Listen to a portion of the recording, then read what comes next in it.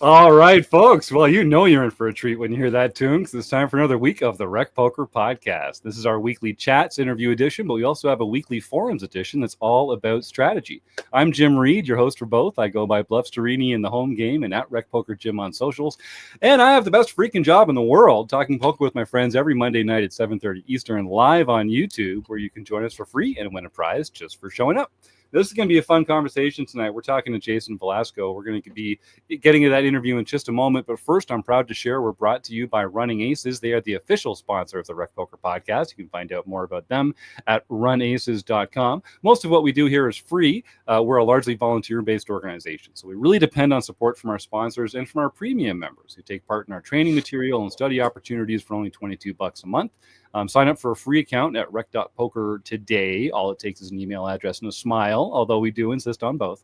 And we love supporting food banks around here. So if you want to check out the perks of our premium membership, just make a donation of any amount to your local food bank. Send us the receipt, and we'll happily send you your first month of premium for free as a way of saying thanks for helping out your fellow humans. Now, speaking of fellow humans, you get to know me and my voice because they let me host the show on Mondays because I'm the luckiest guy in the world. But I'm only one man, and it takes a whole crew to make all the magic happen around here. We call our leadership panel the Wrecking Crew. If you want to learn more about me or the rest of the Wrecking Crew, you can go to rec.poker/crew. Or just listen up, because you're going to meet a few of them on the show tonight. It's not just me. It's Chris Jones, John Somsky, Rob Washam, and as ever, our invisible producer, Rob Gardner. So, gang, before we get into the interview, we've kind of got some fun news to share with the crowd. Chris Jones, why don't you jump in there first and spread some love? Yeah, one of our Minnesota heroes, Mike Wilklow, Puddinhead, is for those who know him, won $1 million in the mystery bounty, the $1 million mystery bounty, and a bracelet.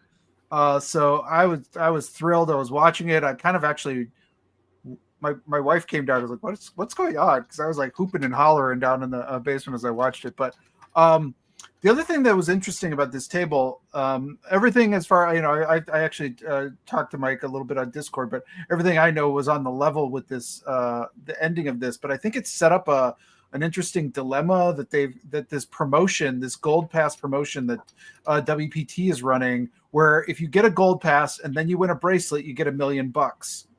And there was a person who had a gold pass who was in, there were 3 players left, and there was one of those players had a gold pass, and conceivably what could have happened was they let that player win, and then everyone could have taken away basically all of them could have gone away with basically $1 million, like the 950,000. And when you consider like third place was like 400,000, like you could lock up a guaranteed 950. So it set up some interesting, I don't know, dilemmas. I don't know if this will show up later in the series as well. Now, I'm kind of curious about this because the WSOP does not facilitate chops, right? So it would have had to be like essentially like a chip. It would have to be like a very much like a I'm going to trust these people, yeah. And by the way, the person he beat heads up too, also at the table, was Michael Acevedo. Yeah, so, you may have heard of him. So you may have heard of him. So like it was a pretty packed, stacked final table that he ran through and won the bracelet in. So congrats to him again. Yeah, what a great story. Not only to win the bracelet, but to go heads up and beat Michael Acevedo. Like that's probably going to be Mike's favorite bracelet. By the way, he has a hand. If you have a chance to see this, he has a hand where he called down. So Acevedo overbet, doesn't shove, but overbets a big overbet on the river, and Mike calls him down with 4th pair. And it was, he had like King 4 on a 4, like whatever board was, but it was impressive, and he was right, and that really set him on the way. Yeah. So that very cool, and like you said it, Chris. The Minnesota poker population is such like They do such a good job of representing the state. And given the population of Minnesota, it is crazy that there are so many amazing poker players coming out of there. Yeah, that's pretty good. Like, yeah, way more than you would expect. I think it has something to do with being so cold and dark in the winter. Like us Canadians, we have to like huddle around the fire and play games all winter and stay warm, and we can't go outside. So we get good at games. That makes a lot of sense. John Somsky, you've got a tournament coming up. The first prize isn't $1 million. Fair, full disclosure, but it is pretty cool. Why don't you share some details about that? Well, yeah, I think almost everyone, including Will Glow, would prefer winning this tournament. It is, of course, the in June, September and December, we have heads-up tournaments that allow you to enter Marek Madness. Yes, that is the Marek Madness. That's that right. The NCAA stole our term for to make March Madness. So you can play it. It is on June 21st. It is going to be at 1 p.m. Central Time, the only time zone that matters.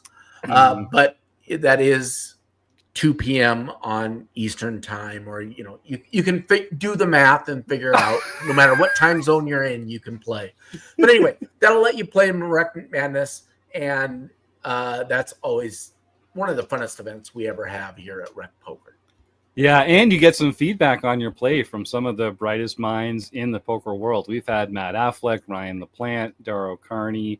I'm going to miss a couple here right now already off the top of my head, but like Veronica Brill, our own Rob Gardner. We've had some fantastic commentary members in the booth talking about the play street by street and hand by hand on a lot of these heads-up matches. So if you want to get involved on the third Saturday in June, September, and December, like John says, this one's coming up June 21st at 1 o'clock Central. It's in the normal home game club, but there will be no late registration because it's a ladder. You got to get in there early. So get registered for that and win your way into 2026 Marek Madness. Rob Washam, you don't have any poker news, but you've recently upgraded yourself. Why don't you talk about that a little bit? In the vein of Lee Majors, I'm going into the Bionic Man, or the $6 million man. Yes. I've started with my left eye. I had I had cataract surgery last week, last Monday, and it's amazing. I can see in my left eye so much better. Colors are brighter. It's actually very amazing. And so next Monday, I'm going to have the right eye done. Not sure when I'm going to have the arms and the legs done, but I'm just starting with the eyes right now. So we'll see how that goes. Fair. I'd go liver next if I were you, based on what I know about you, Rob. And did they give you the option to get the lens that can like see through playing cards and that kind of stuff? Do you have like X-ray vision now, or was that extra? They did, but I didn't feel that was appropriate for someone like me that is a recreational poker player. I didn't want to take unfair advantage of the pros. So I thought I would just get a normal lens that did not allow me to see through the cards. And you can't like shoot lasers out of it either, or anything like that? No, it's pretty just normal. I didn't want to get too crazy with it. We'll see what happens when I go for the arms and the legs. We'll see what type of augmentation I'll do there. So. All right. Awesome. Well, I can't wait to be a part of your Android journey, Rob. That's wonderful. I'm glad you're back and it all went well. And this time next week, you'll have 2 bionic eyes. So it's very exciting. It's very exciting. All right. Well, that's all we've got going on. That great show. See y'all next week. No, we have got to talk to new Wrecking Crew member, Jason Velasco. So Jason, welcome. Well, first of all, welcome to the RecPoker podcast. You and I have spoken a few times as you've gotten more involved with the group. And I'm really excited to kind of share your story and some of these really cool projects that you're working on. Welcome to the show. Thank you, Jim. And thank you, everyone. I really appreciate the opportunity to just be a part of this community. It's really awesome. Well, you are we're going to get into sort of your backstory, your history in the game, some of these projects that you're working on right now. I know you have. Well, no, I'm not going to put words in your mouth. How would you define your own role in the poker world today? Okay. I think it would be the same role that I pretty much have always followed, which is I think I'm a poker entrepreneur. And let's talk about what that means, because being an entrepreneur means doing everything: finance, bookkeeping, doing the dishes, you name it. You do everything when it comes to being an entrepreneur. And as I'm continuing my journey of where I feel like I'm going to be able to figure out where I fit in the poker community, I think entrepreneur is probably the right word for it. Yeah, I like that. And I think you'll find, I'm a serial entrepreneur myself. I think a lot of poker players kind of fit that mold. And joining RecPoker and joining the Wrecking Crew and having all these other fantastic folks on the team with you, boy, that has been a game changer for me. I can't tell you. And I know it's going to be the same kind of help for you. All right, YouTube chatters, if you have any questions for Jason, please type them into the chat. And we're also looking for some suggestions to play Stake Study Stack with. So get some names in there for that. Of course, we're also going to be doing a food bank raffle at the end of the show with real prizes. That's brought to you by Ramp Poker. And so get active in the YouTube chat, get your questions in, get your Stake Study Stack names in, and we'll have another fantastic show here tonight. So Jason, let's go back a little bit here. So a lot of our audience members are meeting you for the first time now as you take these steps into the RecPoker community. But what was your poker origin story? How did you fall in love with this game? I probably very similar to a lot of people. I mean, my grandmother taught me, and she was a hustler, and she took every quarter and penny that I ever had, playing 7-card stud and draw. And man, I just wanted to be able to win. And so I just got those competitive juices going on. And I played in college, I played in high school, I played a little bit here and there, but all small stakes kind of stuff. And it's a pretty common story for everyone, right? I think that's kind of where we love to play games, especially as growing up. And about 20 years ago, I kind of stepped into a casino with my family during a family trip, and I got really tired of losing at blackjack. So I said, "Oh, I remember this poker thing." And I walked into a poker room. I think I ended up playing like 3-handed, and it was in Detroit, and I won like $300. And I was like, I'm the best in the world. This is so much better than blackjack. And then I took a trip to Costa Rica a couple weeks later with some friends, and I ended up spending most of my time in the poker room down there, and I was crushing the game. And I think I paid for my trip and you name it, and all the meals, and playing poker in Costa Rica. I think it was a 1-2 game. And again, I was thinking I was the best player in the world. That's when I started hearing the names like Negrano and Moneymaker and Phil Ivey and Doyle Brunson, and started kind of understanding that. And then I clearly remember I was playing online, and my aces got cracked by kings in a 2-5 online game, and I never have had a good session again. Yeah, that's a familiar story, actually. That does sound like a pretty common origin story. I was so interested to get to know you, Jason. I skipped our opening the action, our lightning round of questions here. So now that we already know a little bit about you, we're still going to dive right in here. So this is your job, Jason, is we're looking for answers that are honest, quick, and short. And if you cannot deliver all three of those, then you are allowed to say pass. We're going to go through 2 minutes and see how many questions we can get through. All right. As it get loose, because it's coming, right. baby. This is opening the action with Jason Velasco. All right, Jason, we're starting with an easy one. What is your favorite poker hand? Pocket aces. Good answer. Is poker a gamble or a skill game? Skill game. What's your biggest poker pet peeve? Annoying people at the table. Yeah. Is Die Hard a Christmas movie? Yes. Is Ace King a drawing hand? Yes. Is a hot dog a sandwich? Yes. Do you prefer dogs or cats? Dogs. What's one thing you're afraid of? Heights. Tournaments or cash? Tournaments. Should vacations be lazy or busy? Both. What's one thing you complain about in your life? Nothing. Liar. Live or online? Live preferred. Pineapple on pizza, yes or no? No. Name one player you respect. Wow, Phil Ivey. There's a yellow light coming up. Slow down or speed up? Speed up. Who is your poker nemesis? Red hoodie guy in New York. Slow rolls, yes or no? Yes, occasionally. What's a great name for a dog? Bruno. What is your favorite childhood family like holiday meal? Paella. Oh, good one.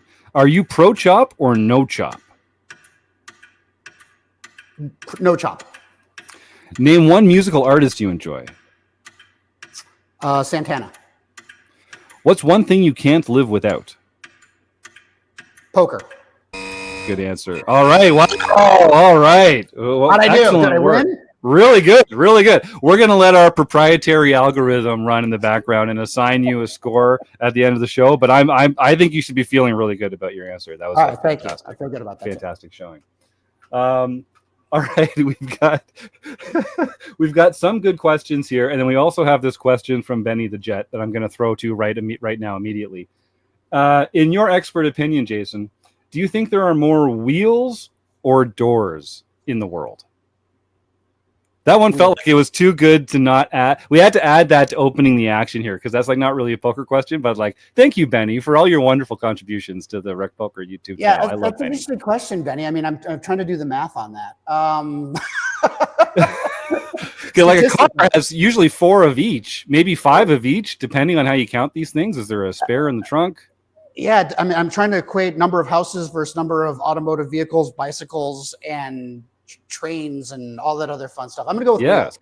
I'm gonna go with wheels. All right, Benny, you're gonna have to get back to us and let us know if Jason got that correct. Are there more doors or wheels in the world? All right, great question. Most cars have 4 doors and 4 wheels. Oh, so, I don't know. How about submarines though? Submarines have like Good very few wheels, no screen doors, but I think they have a lot of doors like in within them. Hopefully not, exterior doors, but okay, let's get this back. Let's get this back on the track here. All right. So, Jason, you fell in love with poker. You started playing more and more. You've had some success in your entrepreneurial life outside of the poker world. Mm-hmm. And I think that all kind of brought you to a great thing called balanced poker. So let's talk a little bit about getting started on balanced poker and the void that was supposed to fill, that you sort of intended for that to fill in the poker world. Yeah, and thanks, Jim. I appreciate the question because I talk a lot about this journey to people as I'm talking more in the poker community, and it was, as I was starting to learn more from poker and getting my kings cracked by aces or my aces cracked by kings. After that, it's just like, why is this happening to me? And you have some good runs, you have some bad runs, and you really have a lot of, there was just so much kind of imposter syndrome in poker. Am I good enough? What am I doing right? Those type of things. And I remember I was living in Austin, Texas, was where I cut my chops in the poker world for live cash games mostly, and pre-lodge. And I lived in Vegas for about a year, and I had a really good summer. I had a couple good cashes, and it was at that point in time I had a choice between moving to New York City and taking a job, really nice, really good job, do I really want to pursue this passion of poker?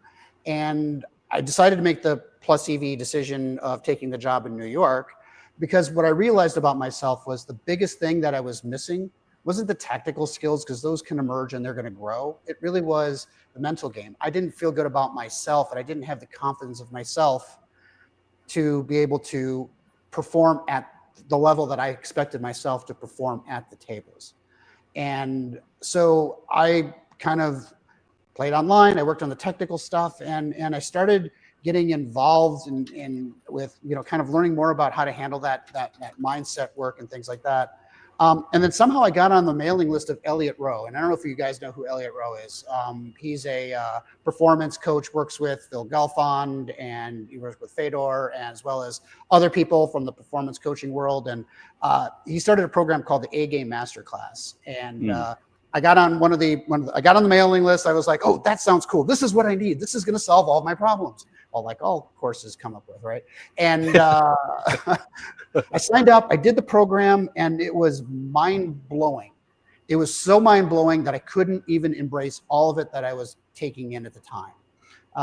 It really helped me understand kind of what my poker journey was, what I felt, how my poker game fit into my life. And I thought all of these things were really valuable. And I went out and bought the domain Balanced Poker because I said, this is what people need. People need balanced poker. Pandemic happened. So Yeah. everything shuts down. And so I just been kind of doing more entrepreneurial stuff. And I work in legal technology. That was the background that I came from. I started a couple companies doing computer forensics and electronic discovery and cybersecurity stuff, and playing poker, trying to figure that stuff out. And I tell you, it just, it all came down to really trying to learn that mindset action. And let me pause. Do you guys have any questions or comments? I don't want to keep rambling on. Oh no, we'll have a bunch, but we like to let you kind of run, and we'll make a little list in the background. Don't break your momentum. This is okay. Sounds good. So about a couple years ago, I decided to kind of revisit the A-Game program, and I found a great accountability buddy, a gentleman who plays professional PLO online, and we went through the program again. That really gave me some time and space to really kind of absorb it and realize that all of these things that we need to do to be balanced in all areas of our life, communication with our family and our relationships, it's managing our finances, our bankroll, poker bankroll. It's the, how do you actually take strategic thinking and make good decisions both on the table and off the table? And how do you manage your mental and physical health? All of these things came together for me in terms of how you have a balanced poker life. And I want to take all that really cool stuff that I learned in the A-Game program and simplify it for people like us in the rec community to say, okay, listen, we're never going to be perfect. We're never going to be Fedor and spend all of that money to it, because we have families, we got lives, we got jobs, we got stuff to do. But what are the things that I could do to help me find those levers in that complex machine called us in terms of trying to figure out and recalibrate just to keep the machine going, both in our poker lives and our real lives. And that's where really balanced poker life came from. And why do you think poker players are so bad at having balanced lives, or do you think that's just a human problem and it's not? It is, we see it more in poker players because of this kind of the game. Oh God, can I butcher this question anymore? We see a lot of degenerates in the poker world. We see a lot of people who are on a solo mission that don't have a support network, that don't feel like teamwork is important, and I think that it attracts some of those people that want to be a lone wolf. But in order to succeed in the poker world, we see that people really need to have that support network and friends and people to consult with and people to challenge their ideas and that kind of thing. Do you think poker players as a whole are less balanced as a subset of the group, or is it just a human problem? Yeah, I think it's a human problem. I really don't think it. I mean, again, we're focused and we spend so much time in the poker community. And I always say, and I'm sure other people have said it too, but to me, poker is life under a microscope. When you're on the felt, everything about who you are, all your fears, all your wins, everything that's all about you. If you feel good about yourself, you're going to make good decisions. If you're confident around your decision making, you're going to make good decisions. But I'll tell you, the minute that breaks and you lose that, one of those great pros, they're going to pick up on it. That Phil Ivey, he knows that, and he will pick up on that, and he will over 4-bet you light every single time because he knows that, right? And so that's what I was trying to struggle with within my own metagame, if you would, which is how do I present myself, how I feel about myself, and how I want to be seen at the poker table, and bring all those tools together. Yeah, I love that. And so you've launched Balanced Poker. I know you've had a great impact already on the people in the poker world that you've been able to encounter. I know, like Robbie Straczynski, as an example, put us together and had some really nice things to say about you and your mission and what you're working on. What caused you to decide to get more involved with RecPoker and to join the wrecking crew here? Well, when I was introduced, I mean, I'd seen you guys around before. I mean, because we all consume a lot of poker content in our lives, and I definitely have seen materials from you guys. When I was introduced to you, Jim, and we started talking about what your mission statement and the team's mission statement around for RecPoker, it really aligned with me, because poker is about, to me, a community. I love poker people. They're my tribe. Right. And the more people in the poker world, the happier I am, because I can be around more poker people. And so if we can bring more people in the game, if we can keep people in the game, which is a really key thing about having a balanced poker life, because if you don't have some level of balance, you're not going to be able to stay in the game. And just make it more broad and acceptable to people. That's what I want, right? And so our mission statements are very in line, and I just love to support people and keep them loving the game as much as I do. Well, I'm really excited. I know you're already in Las Vegas right now, I think, and I'm heading down there in a couple of weeks, I guess. Yeah. So in a way, I'm so excited to get the series started, but in a way, I'm also kind of looking forward to getting it over with, so I can get back here and we can start, this next chapter at RecPoker, because we're so excited to be working with so many great people and all the cool stuff that we have planned. You were so excited to get down there. You actually went down early. Am I getting that right? You weren't planning to be down there right now. What happened? Yeah, well, you know how it is. Very luckily, we had some friends. We have my poker companion John, who I travel along with. We do a lot of these series and stuff together. He has a friend in the fitness community that had an open house available to us.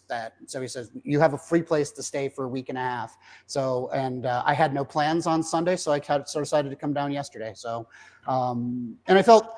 And I justified it to my girlfriend and partner. She's amazing. I said, honey, I just really want to acclimate to the time zone so I can compete at the highest levels. When I jump into the monster stack, day 1A on Wednesday, I want to be focused, and I need those extra 2 days. And she did not buy it for a second, but she said, yeah, that's fine. So.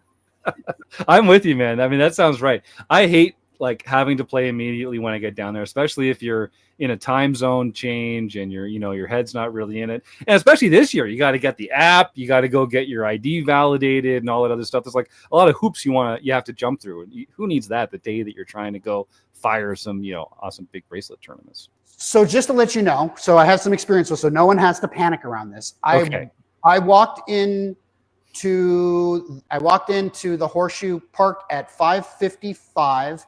I did my registration, I got my verification, and I uploaded money in the app, WSOP Plus app. Please download it. One of the greatest tools in live poker ever made.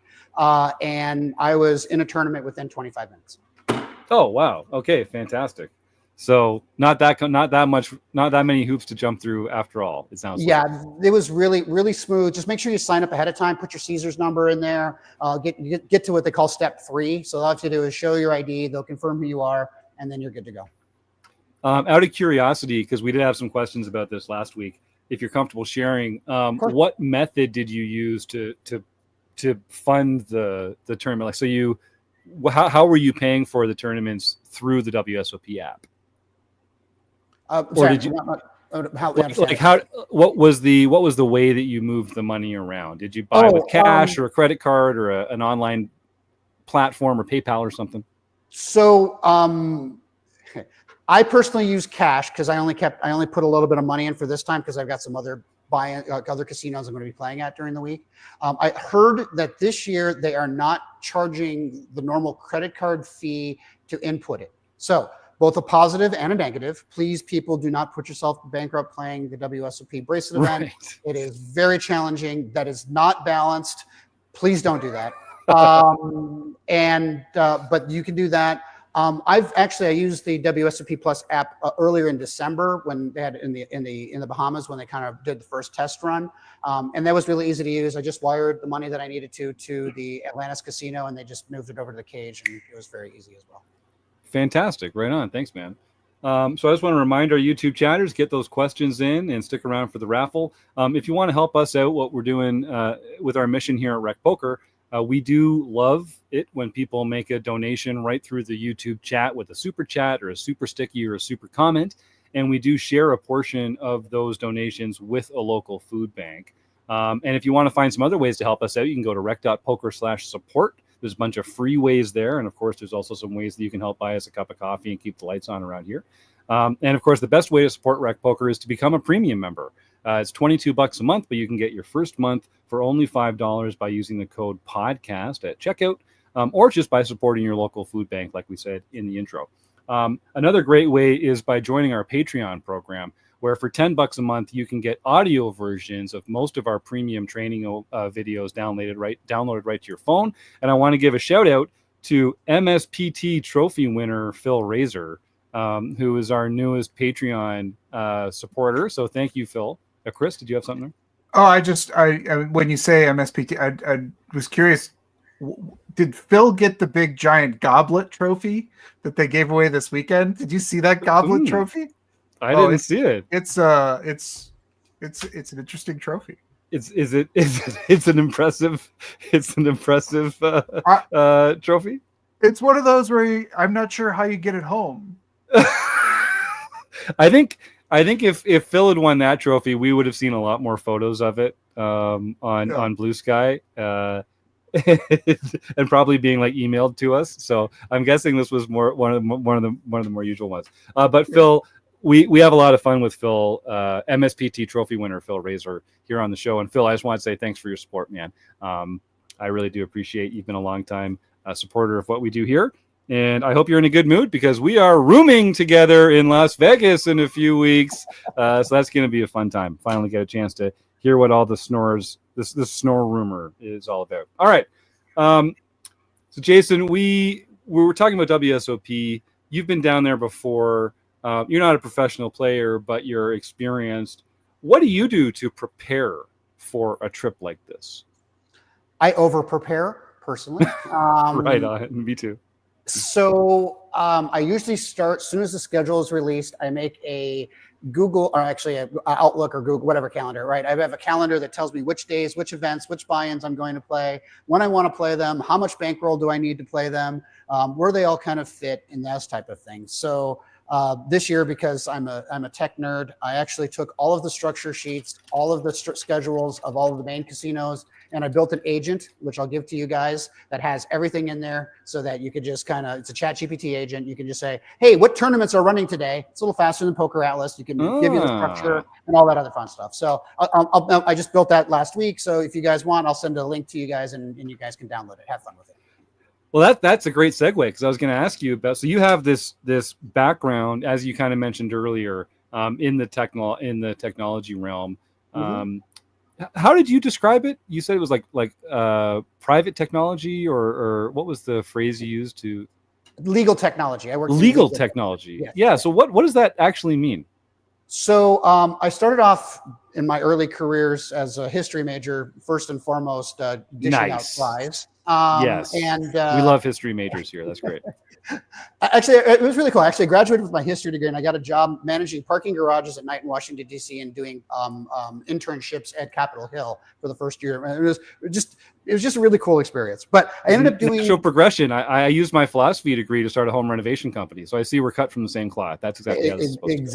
Exactly. Yeah. So I ended up getting the job because I wanted to go into technology. This is the mid '90s, and I got a job in the shipping department of this technology company that did data recovery. So it's like you could delete your files, your hard drive breaks, or something along those lines. So I started learning some of the technical stuff, and I eventually became a data recovery specialist or engineer. Then I started learning about computer forensics. And then at the ripe old age of 29, I realized that I don't like working for people. So I decided to leave that and move my family and 2 dogs, 2 cats to Austin, Texas from DC and start a business. And eventually that became a company called Renew Data. And what we did is we were electronic discovery, computer forensics, and data governance company. And we had some special secret sauce that we could pull data off of backup tapes without having to restore the original environment. So I didn't need the software and the hardware. All I needed is with the tape drive, and we can emulate it and pull data right off, search it, script it, and rip it through. And we were lucky enough to get the project to process all of the Enron backup tapes. Oh, wow. And so, we went from 10 people company to about 300 people in about a year. And just right place, right time, blessed opportunities, and you just take advantage of those things. So, Wow. and that's the space I've really been in. Is I've been helping lawyers. I speak legal and nerd is kind of the way I frame it. So it's like I can help the technologists understand legal requirements coming from my critical thinking history major background, and then I can also help the technologists understand what the lawyers are saying because I understand enough tech around that. So I've been doing consulting work. I've started a few companies in this particular area for about since the last 25 years or so. That's fantastic. And so you kind of mentioned you were working on the AI front now, and you said like you built an agent. I am a huge Luddite when it comes to this stuff. I'm like a big dinosaur, and I know I'm leaving valuable time and money on the table by not getting more involved in the AI scene. But you're actually working on a kind of like an integrated poker buddy, like an app. Well, don't let me again. Let's use your words, Jason, to describe it. What is this cool project that you're working on? Well, thank you so much, and please interrupt me because I am so excited about this. I will probably stay at like a million miles an hour. You run with it, buddy. Run with it. We'll break in if it's necessary, but I'm excied. Yeah, take a deep breath. Here we go. Deep breath. So, as you mentioned, Jim, earlier before, poker can be a very lonely pastime, right? Yeah. And we have friends, and poker's a great opportunity to be with some of your best friends that love to take your money, and that's that's really great. But at the same time, the decisions are your own. Most of the time, your bankroll is your own. For most of us in the RecPoker world, and it can be lonely. When do I study? How do I study? What am I doing right? What am I doing wrong? Who should I be talking to? And we all talk about having a network, and this is what RecPoker is all about, right? Developing that community and network around it. So I struggle with that personally, simply because I have struggles reaching out to people for help. I'm going to say it. It's hard for me because I like to be the person that's helping people. I'm a giver, not a taker, and so it's really challenging for me to ask people for help and support. And so I looked at technology and how that could help us as poker players. Now the solvers are really amazing, right? They help us understand game theory optimal or GTO strategies, and we have some great technical poker teachings out there between all of the different sites and the coaches out there. But what I really felt is that people really didn't have someone to just kind of talk to in the poker game without having any judgment. And I've been playing with this idea for a while, and it all came down to me over in December when let me toot my own horn for a second. I got really lucky. Again, I'm one of the most blessed people in the world, and I'm grateful to whatever higher powers out there. I'm just very grateful to it. I played an $11 online satellite with max late reg with 4 big blinds, and it qualified me for a $95 satellite on into a $30K package to go to the Bahamas for to get into the super main.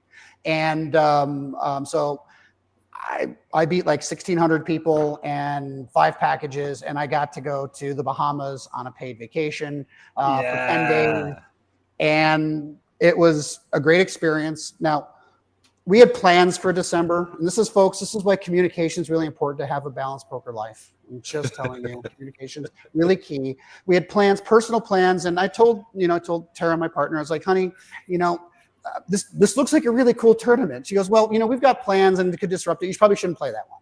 Well, I did anyway. Yeah.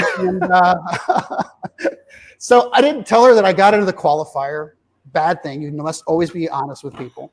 And then I won the package, and I call her up because I went around like 11:30, and I was playing in my office because I wasn't playing at home. And I called her up and I said, honey, you're both going to be both mad and happy. So I did qualify that tournament. I wasn't expecting to win, but I did, and I'm just got a thing to go to the Bahamas. So after about 24 or 48 hours of processing it, she was like, okay, this is a great opportunity for you. This is everything that you want to believe. And she's extremely supportive, and I couldn't be in this poker world without her. And thank you, Tara. Sounds like it might be time to put a ring on that, by the way, Jason, just so we're all, sounds like a keeper over there. I'll leave that to you. Please continue. She's definitely a keeper. But, you know, I got really lucky. I got to the Bahamas. I made a lot of great connections. I talked to a lot of people, and I just ran well and I played well. And I got 74th place in the Supermain for 110K. So $11 Yes. 110. And this was by far, again, every piece of poker technical skill that I've ever had was on the table. Every piece of poker mental game skill that I've had was on the table, and it wasn't enough. I mean, I walked in my first table on day 1A. I was the only one, except for one other VIP, that wasn't a Triton player. I mean, I played with everybody. I played with Negrano, Money, you name it. If you're on the list of someone that you've seen on the poker.org, fantasy league, I was probably at a table with them at some point in time. Besides being an ultimate fanboy in the poker world, that was a great experience. But I played well. I ran as best as I could. But one of the main reasons I was able to do that is my friend John, who I think I mentioned before, who helped us with this space. John was there. He was watching the streams. He was checking on me. He was following me on the WSOP app. Here's your table. Oh, dude, you just got set next to Maria Ho. All right, let's go. Right. And it was having that man in the chair. It was just knowing somebody was there that was sweating me made the difference. And it gave me the confidence to know that, there's someone that's not in this game who's eventually going to take my stack. Yes. And cares enough to spend the time with me in my poker career. So that's where community falls in, folks. So if you get the opportunity to find someone who's going to give you that level of sweat, embrace that relationship and mentor it and grow it, because that's going to make a difference in your poker career and just life career. So going back to what the technology piece was, after that experience, it kind of triggered for me in terms of from a technology perspective. I looked at what AI is able to do, and we basically created a virtual man in the chair. We call him Mitch. And man in the chair. All right. Yeah, and for the ladies, we wanted to make sure we had ladies. It's going to be a maven in the chair for folks that would like to have a lady. But Mitch is, a fairly unisex name for the most part. And so we've got Mitch, and I've been building this agent and testing it and validating it, and it really is your virtual railbird that can really be there. I use it every day when I play hands in either cash games or tournaments to take notes, because a lot of times I just don't have time to write things. The AI actually fills in the gap. So I can type in ace jack, hijack, 3-bet, and it'll keep track of that. And it will come back to me after the session and have me fill in some of those gaps if I ask it for it. It will give me pre-game mindset routines and sessions for you. So like for myself, based on my approach to the game, I have a very specific set of things that I do before I play any session, whether it's can game or KS game or a tournament. I follow those things. It's going to depend on multiple different people, but I have my cash game routine. A lot of times I may just want to ask questions around how does that feel? I might want to talk to somebody and say, you know what, I'm thinking about this. How does this all tie together in this particular strategy? And so we have spent a lot of time training Mitch. And very soon here, we'll be able to get the first iteration out to the world. Hopefully in at least the first one, we'll be able to interact with the AI. We're doing a lot of testing with it right now, primarily because of the opportunity for people to use to cheat because of the strategy side. We've built some very specific guardrails around the technology. So while you're in a tournament, you can tap notes. It'll help you do mindset activities, breathing exercises, tilt management, things along those lines. And but it will not give you strategy. Don't tell you hey, hang in there. Oh, you've got 30 big blinds. You should be thinking about push fold now in the big blind. It won't give you any of that kind of stuff, right? But it will help you with that when you're on breaks. And so we've tied it together with taking a picture on. You can take a picture of the screen on a live tournament, or using a Bravo or the WSOP app. When it sees the break, it'll actually interpret it, do a forensic snapshot of the time that was created, and map it to the break time so that people cannot use it during in-game sessions. And so we spent again, I come from working in legal technology, working in financial organizations in my career. I mean, it's all about, you've got to be transparent. You've got to own credibility around it. So this has changed my approach to the game. I have better notes. I've actually included some of my poker coaches' interpretation of things, of how to handle things, and it actually grades me after my tournaments. Oh, wow. Wow, cool. And it's in a nice way. It's not. It doesn't say you're just a complete fish. It will say, okay, well, your pregame routine, A-, man, you did great on that. You were right there. You were planning on that. But man, your short game when you were short stacked, you could have been a little bit more patient. And it'll take you through different stages of things and actually rank that out there. It's so cool, dude. I mean, I've taken snapshots of hands on TV and it interprets them. Right? It is your companion for what you need to do, and it's also we've also have been built it with a community, so we've got in essence a WhatsApp embedded into the tool, so you can actually talk to your friends, do virtual sweats together, and then also interact with the AI and your sweats at the same time. So, for example, this is the first year that I'm taking action. I've been building a pool of backers this year. So I'm using the technology to update, maintain my entire stable, just to give them the daily updates that they need. And Mitch is handling all that for me because you know what? I'd rather focus on my game. That's amazing. Chris, I think you had something. Jump in. Yeah, actually, I'm going to just jump because basically I think you answered some of my questions about sort of RTA and using this. I think there's some safeguards there, but I am sort of curious. A lot of AI models, at least like the more popular ones that I'm familiar with, as smart and robust as they can be, people talk about ChatGPT or models like that. They're actually kind of bad at poker. Like they don't often know what's going on. They're given approaches that are just wrong a lot. So tell me about AI and poker, and maybe there's some areas which I'm just, because I am sort of like Jim, I'm like not that tapped into this world, but how have you sort of figured out some of those shortcomings that AI struggles with, some poker pieces? So I try to keep it as simple as possible. So when you throw too much knowledge at a large language model, it can get confused, and that's what we call hallucinations can come in. It'll start imagining things or giving bad advice. So what I tried to do when I built the knowledge base around Mitch, I tried to keep it really, really simple. I mean, I just did some very basics.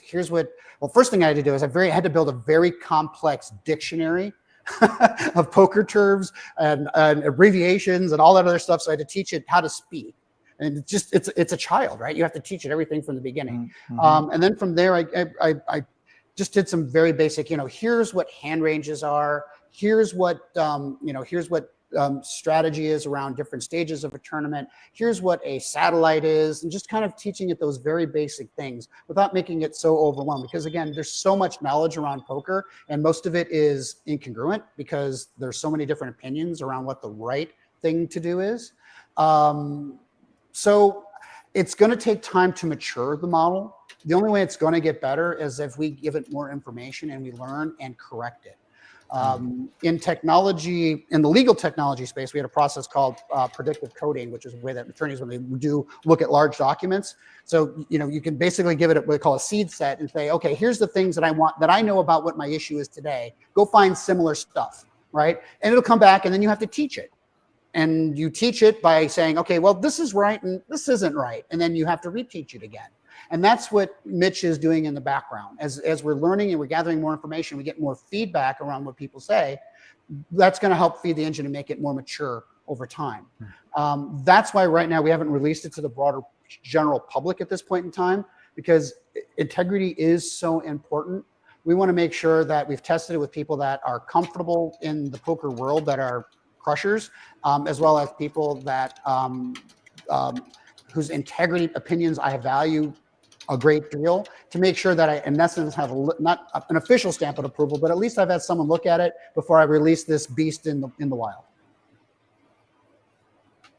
Chris, did you have any other follow-ups on that? Yeah, John, you jump in, because this whole subject's fascinating to me, and I know so little about it, but we've got some smart people on the panel here.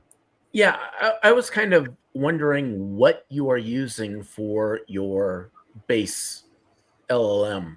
What model are you using? How are you customizing it? Those types of things. I know there, and what are you doing to be able to pivot, given that this area of technology is growing faster than anyone can keep up with? That's a great question, and I think the best way to approach it is I'm right now using a ChatGPT 4 model that's ready to go into a one model as we continue to grow it. What we're doing right now is this is the first iteration of it. We don't know what we don't know yet, and we need to test and we need to get it out in the wild, and we need other people to tell us what's out there. Coming from that technology background, as you can imagine, there's a gazillion different architectures that I would love to be able to do. But this is a passion project for me, and I will, as the company continues to grow and as Mitch continues to grow and the more we learn around it, we will definitely continue to architect it using some of the most secure models that are out there. So if I may address privacy for a second, because I think that's really important as well. Coming from the financial space, I embrace an architecture engine called tokenization and pseudonymization, which is we completely mask everything. Everything that you do within your own Mitch is your own world, right? So I don't know who Jim Reed is if he's using Mitch. I know that I know that there's a number 000013 that is this person, right? And that's how we can try to map that and protect people's privacies and their thoughts and all those type of things. So we are very, very cautious around that. But the AI world is moving so fast, I can't even keep up with it, right? And so as we continue to grow this, we're just going to continue to engage with the right people that are looking at these areas and continue to make the product as best as we can. John, anything else on that front? So I'm kind of curious, Jason, you just said it, like the AI world is evolving so quickly. The space within the poker industry, even in its own way, is evolving so quickly. Do you anticipate some pushback from the industry, from the operators about conflating this with real-time assistance, or bringing the AI bot into the table? Is that something that you and your team have sort of thought about and game planned out a little? Yeah. So here's the way I look at it. There's absolutely nothing wrong with taking notes on your iPhone, right? Except when you're at the last three tables of the WSOP event. Right. So that there's no rule against taking notes using OneNote or whatever your favorite note application is. Mitch is doing the same thing. That's all Mitch is doing, and we've trained him to do just that. All right, and so it's just an advanced note taker or someone to say, "Listen, I'm on tilt." Well, you know what? Let's do it. Let's do a box breathing exercise. There's nothing wrong with that. That's not RTA as far as I'm concerned. Now, as we continue to push this out there and talk to people, I want to talk to the TDAs that are out there. I want to know what the limitations are. And again, this is why we haven't launched this into the general world yet, because we need to make sure that we're doing everything we can to keep the game integrity. That's fantastic. I just want to remind our YouTube chatters. So we've got a few more questions for Jason, then we're going to let him go. But now is the time to start typing the word food bank into the YouTube chat. If you want to get entered into our raffle at the end, we're going to give away some fantastic prizes. And all you have to do is just type the words food bank into the YouTube chat and you will get yourself a raffle ticket. We support this cause because it's a difficult time in the world right now for a lot of people. People are struggling to feed themselves, their families, their loved ones, their kids. And just like we try and remove the stigma from being a recreational player, we're also trying to remove the stigma from people just asking for help and accepting help when they need help. Jason, you mentioned it's hard to ask for help sometimes. I feel like that too. I want to do everything myself. And the more I get into the poker community, the more I realize it's okay to ask for help. We all need help. And a great way that you can help out the folks in your own community is by supporting your local food bank. So if you're listening right now, just pull out your smartphone and Google food banks near me. You'll find a fantastic organization that can benefit from a few dollars out of your pocket, a few volunteer hours out of your week, or some non-perishable food items from your own pantry. And I really encourage folks to do that and to just support your local food bank. But the way that we're going to do it tonight is just by folks type the words food bank into the YouTube chat. You will win a fantastic prize. And we're going to share all of the donations that we make, that we receive through the month of June with Beyond Blessed, which is a food bank in Wisconsin that Chad Holloway is supporting for his performance on the game show, the reality show Live to Give this summer. And you can find out more details about that if you go to Live to Give. And if you want to support Chad Holloway's mission there as well, and make a donation directly to them, please just select Chad's name from the drop-down menu so he gets credit for your donation. But I say also, we'd love to get some donations here in the YouTube chat, and we'll be sharing all of those with the Beyond Blessed Food Bank. Rob Washam, you are the RecPoker Santa. You give away all the prizes from your big bag of treats. What's the winner going to get this week? Okay, this week we're giving away a free month of RecPoker Premium. But if you're already a premium member, you can receive a free month of premium from one of our learning partners. And I'd also like to shout out to Daryl Carney and Barry Carter, who have launched additional learning opportunities. As you may or may not know, we have covered a number of their books in our book studies the last couple of years. Their website, simplifypoker.com, offers courses that go deeper into the strategies covered in the books. In addition, they have created a poker community where they pose daily quizzes and answer member questions personally. You can find a link to their community, Simplify Poker Academy, by visiting rec.poker/partners. And if you're interested in their courses at simplifypoker.com, you can receive a 10% discount by typing in the code RECPOKER. What a great code. I think if you put all those letters together, they spell RecPoker. Well done. RecPoker. Holy cow, you nailed it. Great work. Yeah, we're really proud of Dara and Barry for their work over at Simplify Poker Academy. Dara is a Wrecking Crew member and has been a big supporter of all we do here for a long time.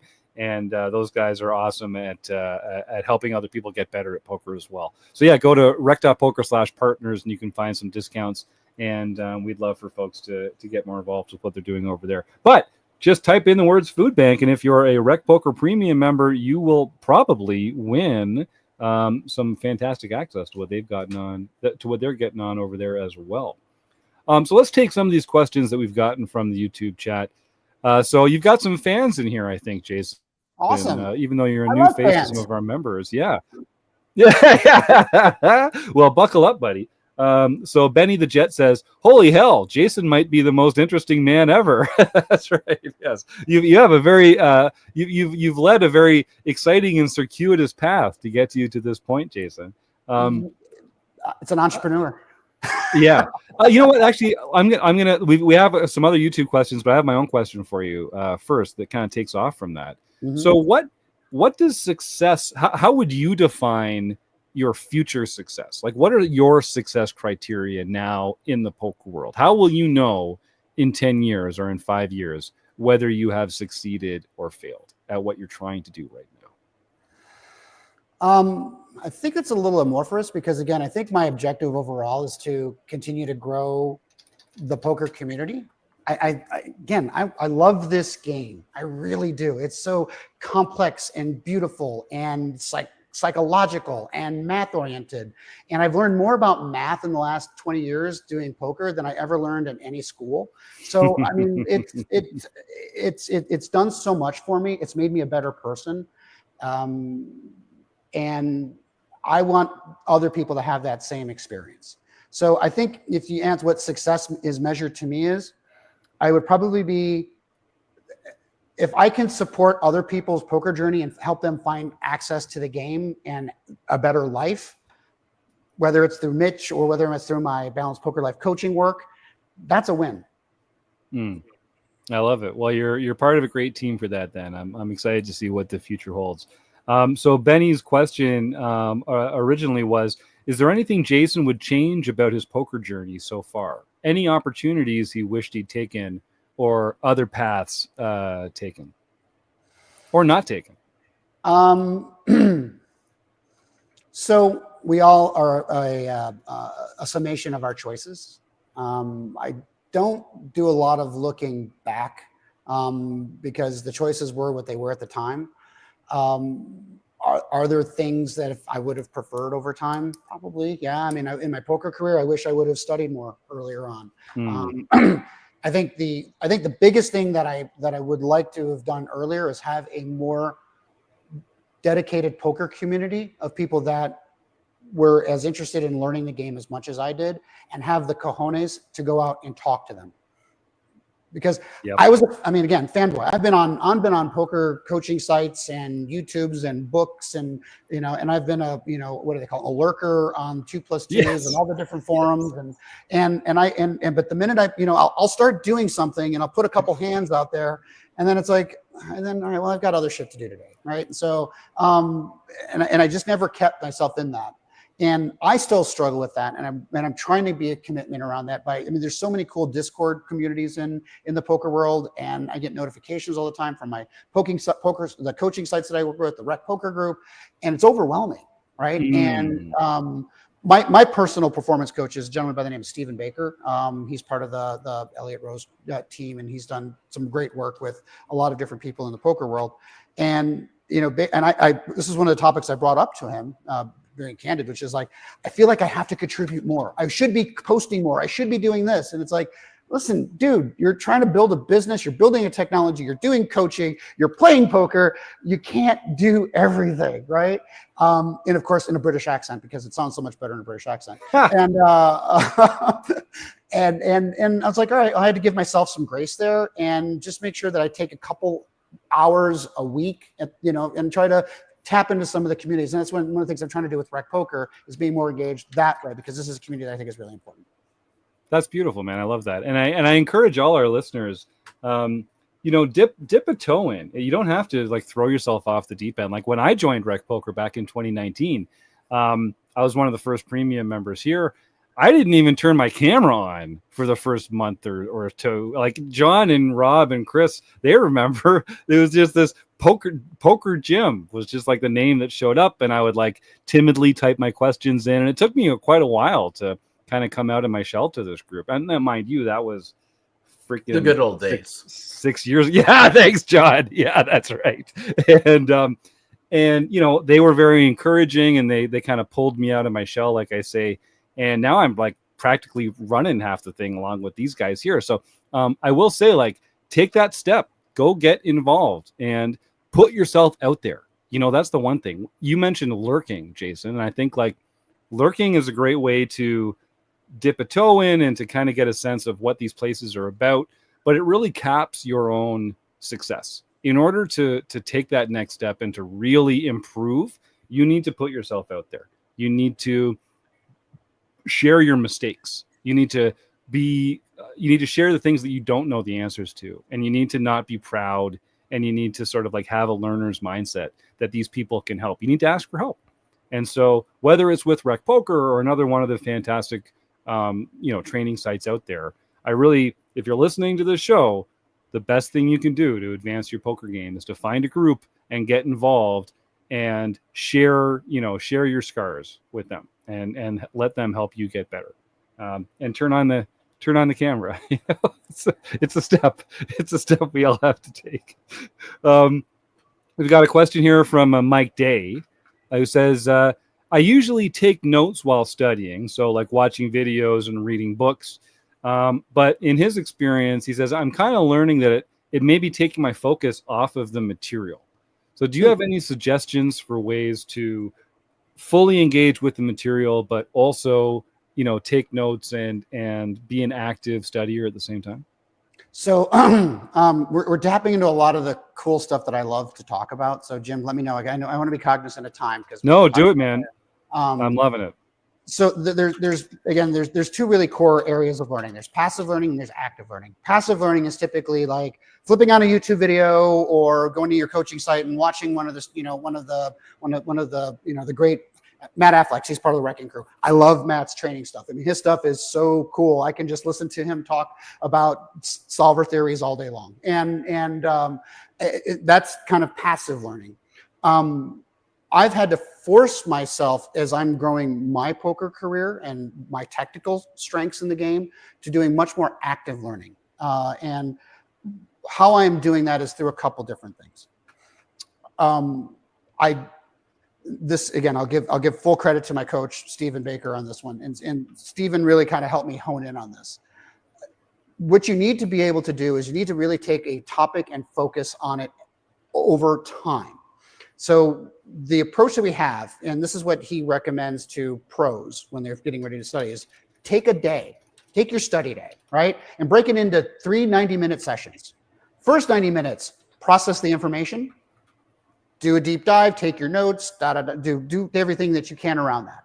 And then go take a walk for a half hour or an hour. Just go walk, get away from the materials. You got to give your brain some space to be able to kind of process it in a way naturally, because if you continue to kind of force it in there, it's not going to stick, right?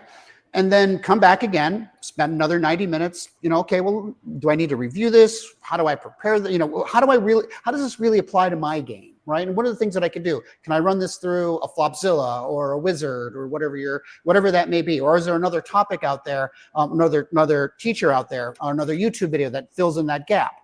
And then you go finish that 90 minutes, and then you go walk away for another half hour, or whatever it takes to kind of let your mind process that.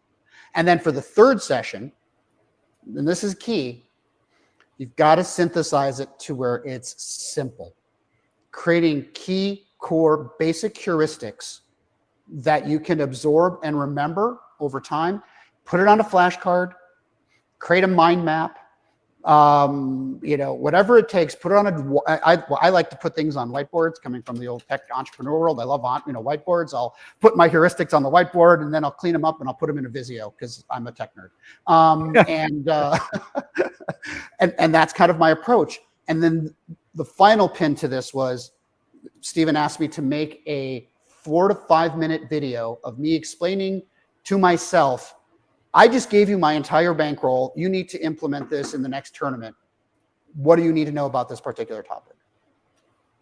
And right, I will tell you that I've probably spent the last 4 or 5 months studying 6 areas of the game. 6 very specific areas. And now, since it's a WSOP, I'm not telling you anything about what those topics are. That's right. You don't want people doing recon work and coming after you. No edge. We can talk about it after the series. But I think that's important. Now, what I struggled with being a recreational poker player myself is the time. I don't have a full day to take that. And it was something that was constantly coming up in my work with Stephen. And he finally just recently said, you know what, dude, you don't have to. You have permission. Break it up over a few sessions of the day, but take the same approach and make sure at the end of the time, you take that topic and you have that heuristic, because that's what you're going to remember when you're in the tank and you have that pressure moment on, then you need to perform. That heuristic is what's going to help you in that particular time. It's not you trying to recall all the lessons and all the notes and all those things in game. You don't have that. You can make that one visual come together. That's going to improve your game right there. That's awesome. I love that, man. We've got a question from JF, and welcome, JF. I'm glad you could join the show. They wants to know, how can I keep track of when this AI agent, Mitch, will be released? Well, JF, thank you so much, and I will add you to the payroll very soon. You can go to pokerapps.ai. That's the new company that we're developing. We're on this, so we're looking at adding a lot of different AI-centric tools around this. But we don't, again, part of it is that community. So please go to pokerapps.ai. Again, that's pokerapps.ai. We've got just a quick sign-up thing. Just put your email address in there. We'll keep you posted on it. We're going to continue to talk about it on my social media. We're going to be talking a lot about Mitch as it continues to grow, because again, we want this to be transparent, a rollout. We want this to be beneficial to the poker community. We want to make sure that it's going to provide some value and not make our lives worse. That's very cool. I did just punch that up. And of course, we'll put these links in the show notes as well. So if you're listening along and you want to get involved, Jason, just make sure I've got the correct links after the show, and I'll make sure that they get into the show notes. But I believe they're on my Wrecking Crew profile, Jim. I think they're on my Okay. Yes, fantastic. And if people want to go and check out more about Jason, you can go to rec.poker/BP Life. And you can find out all about his contact information, some of the projects he's working on. We do have a question. We do have a question from a Hubie, or a comment really. He says, Scott, my poker mentor from Partnered Poker, taught me to polish my actions. If you want to do something, what's the best way to do it? And then learn like when to apply it. So it's you sort of have this two-pronged approach, getting the best possible situation and then knowing when to pull the trigger on it. And he follows up and just that's why I learn my own tendencies and apply them to the game in the best spots. Because that's a great point. It's not just about having the knowledge, but it's about knowing when to apply it at the tables. And that's probably a question that's very individual as well. Jason, what else should we know before we let you roll on out of here? What other information do you want to share with our audience about the projects that you're working on, or your poker story, or how they can become better recreational poker players? Well, I think to be better recreational poker players is still continue to join the RecPoker group, folks. Come on. This is a great community. This is what we're here for. So please engage through this community and the Discord. I'm starting to kind of track it a lot more, as we talked about. I think a couple things. Number one of the things I do is I love to help people. And so I built a little series on my social media where I do mailbags, Balanced Poker Life mailbags, where people will ask me questions and, I'll try to answer them in the best approach I have. And I try to get people to interact and exchange. And so if you've got questions around things like that, feel free to reach out. I'm also happy to, I have a very select few type of clients, but I work with a whole group of different coaches in the area, from people that just need help kind of day-to-day coaching, or some people that need more detailed performance coaching. If you've got something that you're looking for and you're looking for like a Balanced Poker Life coaching program, let me know, reach out. We'll have a conversation. I'm always happy to talk to somebody. Let's see, what else? Yeah, just please stay in touch, folks. I mean, I love interacting with people. If you see me at the tables, just say hi. In fact, if anyone sees me at the WSOP this week, I will give them a Balanced Poker hoodie, just like this one. Ooh. If you come up and take a video with me that says something like, RecPoker, Balanced Poker, we'll add something, we'll improvise, but something like that, we'll make a video for all of our socials, you'll get a Balanced Poker hoodie. Amazing. I love that. All right. Well, make sure that you do keep your eye out for Mr. Jason Velasco at Balanced Poker and RecPoker down there for the series. That's going to be super fun. Well, let's get out of here with Stake, Study, Stack. This is a little game we like to play with our guests at the end of the show. We're going to give you 3 names. You may remember playing a game similar to this called Kiss, Marry, Kill when you were younger, or maybe it sounded slightly different than that, but I don't know. Lots of kids did. For you, we're giving you 3 names. You have to choose one to stake in a poker tournament or cash game with your own money, mind you. One to study with to help you improve as a player. And one that's really, there's nothing for it, but you'd rather just stack them at the table and steal all their chips on the felt. So stake, study, or stack. Are you ready, Jason Velasco? Sure. Now, are these people that I'm going to know about, or are they someone's cousin? Yeah, no, they're all my cousins. You've never met them. You just have to choose them randomly based on the phonetics of their name. No, you will recognize these 3 names, I promise. And we got some good suggestions from the YouTube chat.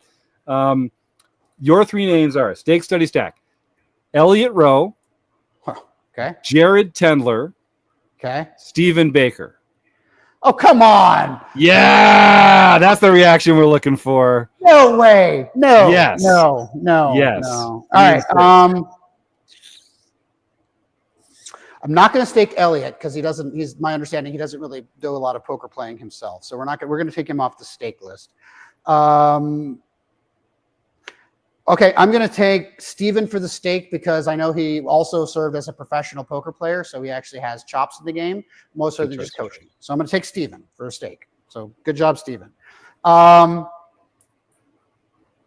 study with, it's not meant to be easy, Jason. This is we don't give you the easy questions. This isn't a puff piece.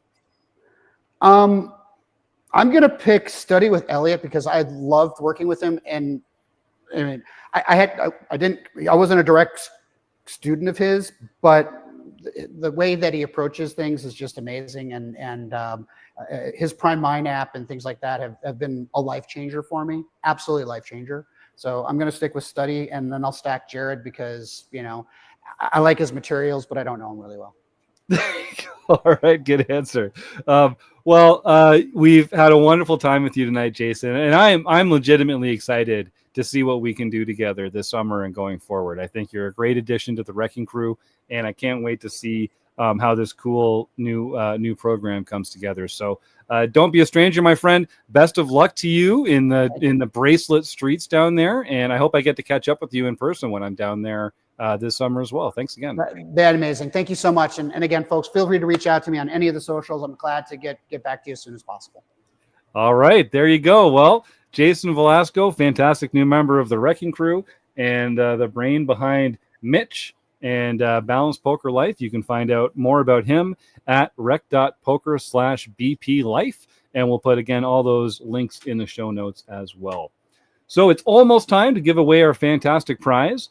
This was a really cool interview. I'm really looking forward to getting to know Jason a little better. John Somsky, why don't you take us through some recent home game winners, and then we can give away a fantastic prize and roll on out of here. All right. Well, on June 4th, we had our No Limit Hold'em Championship Series. This is a series where your top 10 scores for the year give you points, and there's a Player of the Year points race, and whoever has the most points at the end wins. Rick the Good Dog won his first No Limit Hold'em series, and Elvita 11 Joe Coolis has taken over the lead of the Player of the Year points race. Whoa! Wait a second. Joe Coolis, Elvita 11, in the month of June, halfway through the year, has taken over the lead for the Player of the Year No Limit Hold'em series? Yeah, I understand the shock. I understand the dismay. I double-checked. It is true. I don't believe there are any errors. So I don't know how this happened, but he won Marek Madness last year. Like, we're gonna have to start pushing back on this. Oh, I'm not such a great poker player. I'm just listen to me. I'm just a licensed psychologist. Jesus, what the hell? Coolis has some fucking poker chops. Where did this come from? Man, Jim, this is your fault. You know this is your fault. You seeded him 16th in the Marek Madness this year. After winning it last year, you gave him the worst. This is on you, sir. Oh, wow. Yeah. Well, congratulations. And Rick the Good Dog is just a perpetual winner. So there's no surprise there. But all right, we have successfully interrupted John Somsky. John, please continue. Let's go. All right. 40 Hubie, Hubert Saka. Whoa. Oh, yeah. Good luck with that one. Yeah. I think it's Sakalowski. It is. Got his first nightly victory for the year. And Congratulations, probably his first victory that I've announced, at least. Based on your stuff. Yeah. And he's in the chat tonight. Way to go, Hubie. Congrats, man. And in Discord, he's Hubie40, which reminds me of, red wine. Yeah. Anyway, nice. Poker Geek Admin, John Somsky got his third nightly victory for the year. JBT Twin Cities got her second nightly victory for the year. What a boss. Squidge 2022, Kate Ibbenson, who's the mother of Stewie, got her second nightly victory for the year. Oh, wow. Eagle Roy CA, David Westerveld got his third nightly victory for the year. Mike B172, Mike Bayer, got his second international victory for the year. Now then, KB got his first international victory for the year. And a really mad guy, got his first LPP event for the year. So he can contact info at rec.poker for his free month at Learn Pro Poker. Right on. Such a wonderful list of killers there. We got people from every element of the Rec Poker community winning home games last week. So that's fantastic. You love to see it. And yeah, as John points out, Rob mentioned earlier, we've got all these learning partners. All the best training sites in the world like to work with Rec Poker because they know that recreational poker players are the lifeblood of the game. They're the future of the game. And so a lot of these fantastic training sites offer our members access to their material and to their training material and their coaches and that kind of stuff. So if you play in our free nightly home game on Sundays. The game is free, the chips are free, it's play money, but the prizes are real. It's not just these delectable pins that are available for our victors, but on Sunday you also get a free month at Learn Pro Poker, one of our first learning partners, and Ryan LaPlante, also a Wrecking Crew member, and just another fantastic person in the poker world, making the RecPoker world a better place. So congratulations to all our fantastic winners this week. And yeah, get that email in if you're the winner on Sunday to info@rec.poker. You've got a fantastic prize. I want to point out the YouTube chat has been on fire today. This has been a really fun set of YouTube chatters, and we got a couple new folks in here, so I'm excited to see them having such a great time. And if you're new to the show, I hope you come back next week and get a chance to win another fantastic prize.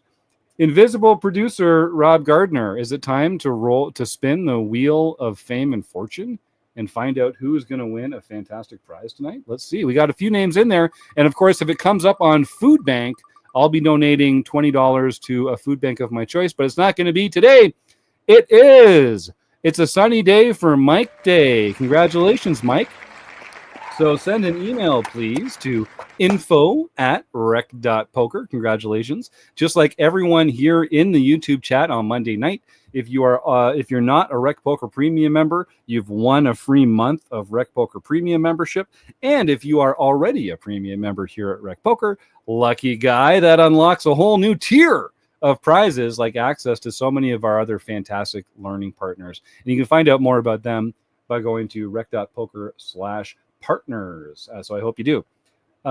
Gang, that was a fun one. Is there anything else you want to point out to our members before we pat this show on the butt and roll on out of here? I'll just remind, June 21st, get in that heads up tournament, 1 o'clock Central. That's 2 o'clock Eastern for the rest of you. It's 2 o'clock Eastern for those of us living in the real world. But yeah, 1 o'clock Central, the only time zone that matters. So I hear.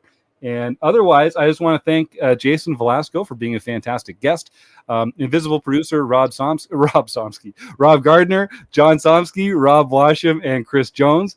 All our fantastic YouTube chatters, all of our premium members, and our Wrecking Crew members. We couldn't do what we do here without you. So thank you all so much. And have a fantastic week. We'll see you next week on the RecPoker Podcast. All right, good night, everybody.